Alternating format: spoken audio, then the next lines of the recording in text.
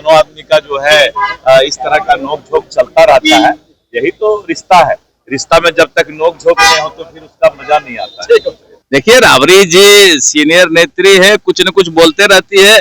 उनको भी लगता है कि हमें भी कुछ बोलना चाहिए ताकि चर्चा में रहे, यही सिर्फ चर्चा में रहने का काम करते हैं। अब देखिए, उन लोग का देवर और भौजाई का रिश्ता है, तो नीतीश जी को भी अधिकार है कुछ कह देने का।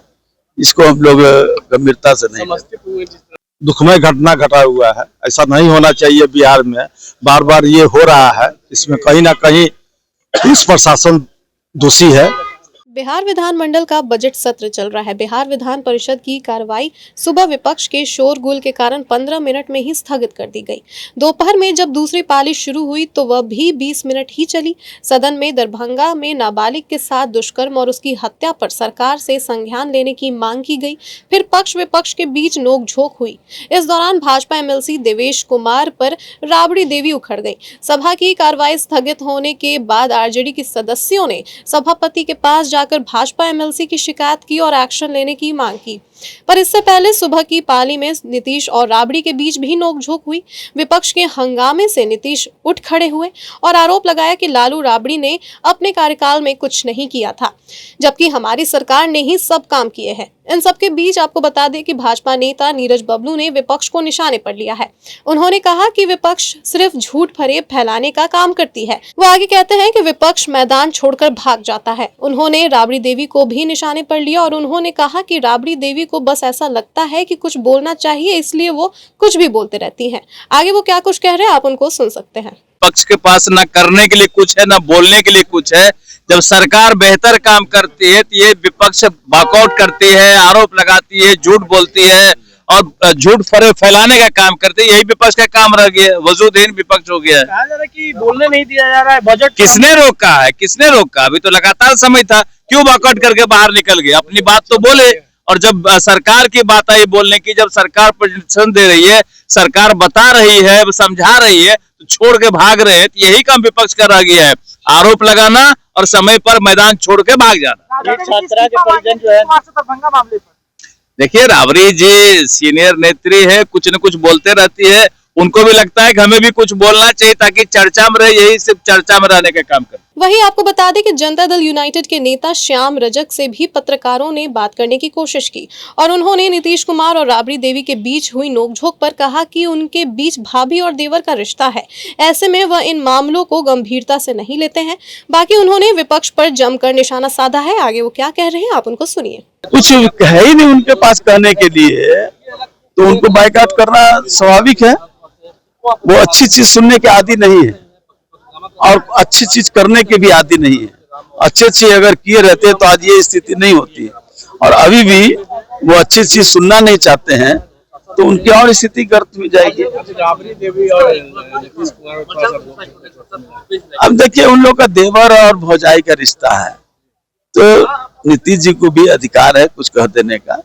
इसको हम लोग गंभीरता से नहीं लेते। जिस तरह से बेटी को बलात्कार हुआ, उसको देखते हुए लगातार हंगामा कर रहा है। देखिए, सरकार कटिबद्ध है और निश्चित रूप से जो भी दोषी होगा उसको कहीं छोड़ा नहीं जाएगा।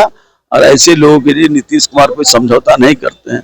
वो सुशासन बाबू नाम नहीं है, सुशासन बाबू कर्म का नाम है। पप्पू यादव की गिरफ्तारी, छोड़िए, ऐसे लोगों को क्या बात करना। इसी के साथ कांग्रेस नेता सुरेंद्र कुशवाहा ने भी अपनी बातों को मीडिया के सामने रखा है। पत्रकारों ने उनसे बजट को लेकर सवाल पूछा, जिस पर उन्होंने कहा कि केंद्र सरकार ने बिहार को कुछ भी नहीं दिया। जितना कुछ हम लोग को सुनने में मिला है, ये सब तो पहले का ही सब चलते आ रहा है। कोई नया चीज कुछ भी नहीं है। सत्ता पक्ष कह रहा है इस बजट से बिहार का विकास होगा। केंद्रीय बजट में भी बिहार को जो है महत्वपूर्ण जगह दिया गया है। कोसी में जिस तरीके से बाढ़ आती थी, बाढ़ का भी प्रावधान है, बाकी किसी राज्य को प्रावधान नहीं दिया गया है। देखिए, बिहार जो भी है ना, वो केंद्र के ऊपर में निर्भर कर रहा है। बिहार के पास में तो कुछ तो है नहीं। केंद्र से मिलेगा तो देगा और नहीं मिलेगा तो कोई चीज कुछ भी नहीं होगा। क्या लग रहा है इस बजट से बिहार का कुछ विकास होगा? जो अब केंद्र सरकार देगा तब कुछ होगा, आज नहीं अगर देगा तो कुछ भी नहीं होगा। लॉ एंड ऑर्डर को लेकर आप लोग क्या कहेंगे? सुबह भी आप लोगों ने इसको लेकर आवाज उठाई थी। लॉ ऑर्डर देखिए सुधर रहा है कि नहीं सुधर रहा है, सरकार के ऊपर में है। दरभंगा में जिस तरीके से सर बच्चे के साथ हुआ जी, इस पर क्या? बहुत दुखमय घटना घटा हुआ है। ऐसा नहीं होना चाहिए बिहार में, बार बार ये हो रहा है। इसमें कहीं ना कहीं पुलिस प्रशासन दोषी है। और देखिए सरकार आगे जो भी करेगा, क्या कर रहा है, आप लोगों के सामने भी आएगा। अंत में आपको बताते चले कि बजट सत्र में विधानसभा पहुंचे दिलीप जायसवाल ने भी पत्रकारों से बातचीत की और उन्होंने सदन में हुए नोकझोंक पर अपनी प्रतिक्रिया दी है। उन्होंने क्या कुछ कहा है, आप उनको सुन सकते हैं। सदस्यों ने पूरा भाषण सुन लिया। सुनने के बाद अंतिम 5 मिनट पहले वो निकले। सिंबॉलिक वॉकआउट इसको बोलते हैं। वॉकआउट 2 तरह का होता है, एक नाराजगी के साथ वॉकआउट होता है, एक मुस्कुराहट के साथ वॉकआउट होता है। तो ये जो है इसको आप कह सकते हैं कि ये बहुत ही सिंबॉलिक वॉकआउट था और विपक्ष इस सिंबॉलिक वॉकआउट के साथ ये बताना चाहता है कि हम आपके साथ 90% हैं, 10% हमको चूंकि मीडिया को दिखाना है कि हम वॉकआउट करना चाहते हैं, तो 90% विपक्ष सरकार के साथ चल रही है, 10% आप लोगों के मिर्च मसाला के लिए वॉकआउट करती है। नहीं, कोई बात नहीं है, दोनों आदमी का जो है इस तरह का नोक झोंक चलता रहता है। यही तो रिश्ता है। रिश्ता में जब तक नोक झोंक नहीं हो तो फिर उसका मजा नहीं आता है। तो आपने सुना कि पक्ष और विपक्ष के नेताओं का क्या कुछ कहना है। कई अलग अलग मुद्दों पर पत्रकारों ने उनसे सवाल किया और उन्होंने अपनी बातों को मीडिया के सामने रखा। तो फिलहाल के लिए बस इतना ही। आप देखते रहिए न्यूज़ हाट। धन्यवाद।